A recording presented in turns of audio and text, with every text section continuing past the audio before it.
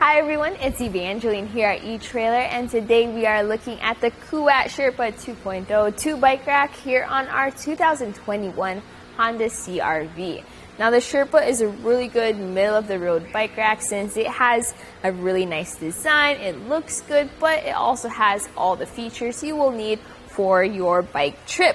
The first of its features is that it can tilt away, and to do so, you pull on this lever and this just tilts down. And you'll want to do this if you want to access your hatch. So here on our CR-V, you can see how there is clearance between the door and our handlebars, allowing us to get into our trunk, grab whatever we need, like our helmets, our bags, our water, all without having to take our bike off. Notice how it does come pretty close though, so if you do have longer handlebars, you may need to take your bike off to get full access to your hatch, but that's okay because it's actually really quick and easy to take your bike off. Let's demonstrate that.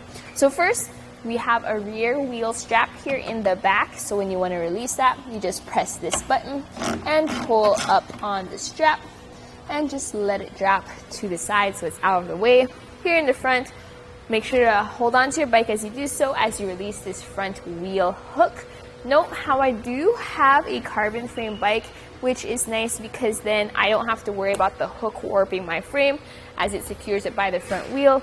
This also works with other frames like your women's bikes, your children's bikes, your step-through frames, because then securing it by the wheel means you don't have to get a frame adapter bar. Alright, holding onto your bike, you press that button, pull up on that hook, push it out of the way just like that, and it's just a slight lift and you are ready to go on a bike ride. With the bike off, let's take a closer look at the bike rack itself. The Sherpa is a nice and compact bike rack, and you can see that by how this rear cradle is shaped. This tilts back and forth to accommodate different wheelbases. You also have this extra thick strap that has a rubber lining on the inside to prevent scuffs and scratches on your rims, as well as to secure your wheel. This comes down and ratchets down to secure that wheel. Here in the front, you can see this cradle, and this comes down to a more compact position.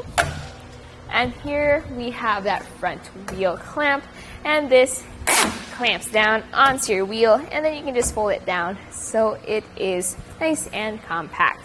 When you do have a bike rack like this on your vehicle, there is some length added to the back of it. Let's see exactly how much here on our Honda CR-V. Measuring from the rear bumper to the end of the bike rack, we have it at almost 33 inches. That's a fair amount of length for a 2-bike platform rack. Still something to keep in mind when you are backing into your garage or trying to park into a tight spot. You can also take a look at ground clearance. So this has a slight rise. So measuring from underneath the tray, we have it at 19 3/4 inches. Measuring here at the shank, we have it at 11 3/4 inches. So you can see with that shank rise, you get a little extra clearance with your bikes. But that ground clearance is something to think about when you are going up an incline like a driveway or a hill. Another thing this can do is this can fold up. To do so, pull on this lever and then just fold that right up. I do like how this folds up because then you really cut down on that space with that design. Let's take some more measurements.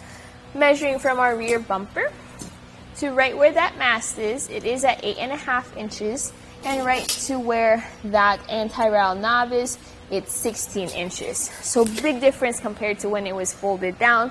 You definitely want it in this position when you're driving around town.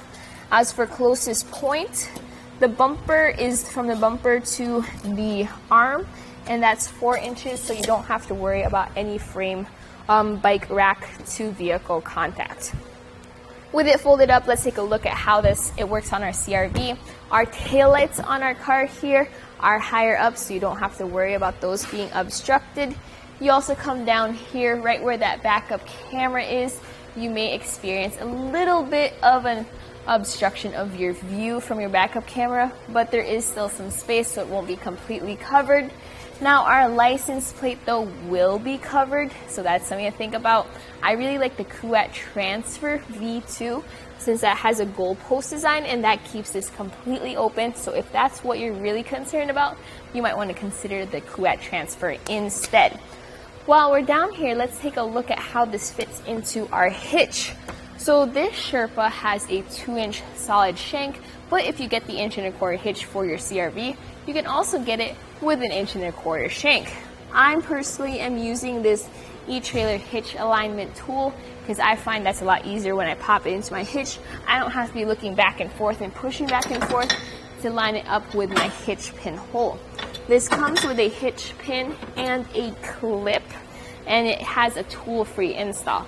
So what you just do is you pop it into your hitch and tighten down on this anti-rattle knob, and from there with it tightened down, as I shake the bike rack to simulate that road sway and vibration, I'm mainly moving the vehicle at that point, which shows how much of that sway it takes out at that point. Alright, so my final thoughts about this bike rack is with its 40-pound weight capacity, it is middle of the road bike rack. If you don't have extra heavy bikes or extra duper long bikes, I think this will work really well with you, especially with how it tilts away in order to access your hatch. You get most of the nice, easy to use premium features without paying the extra price like what you do with the Kuat NV. Or you might also want to consider the Kuat Transfer if you are concerned about seeing your license plate. But all in all, it's a really good bike rack. And that was a look at the Kuat Sherpa 2.0 here on our 2021 Honda CR-V. Here on our test course, we'll start by going through the slalom. This is going to show us the side-to-side action, which simulates turning corners or evasive maneuvers. Once we get to the alternating speed bumps, we'll see the twisting action. This will simulate hitting a curb or a pothole or driving over uneven pavement.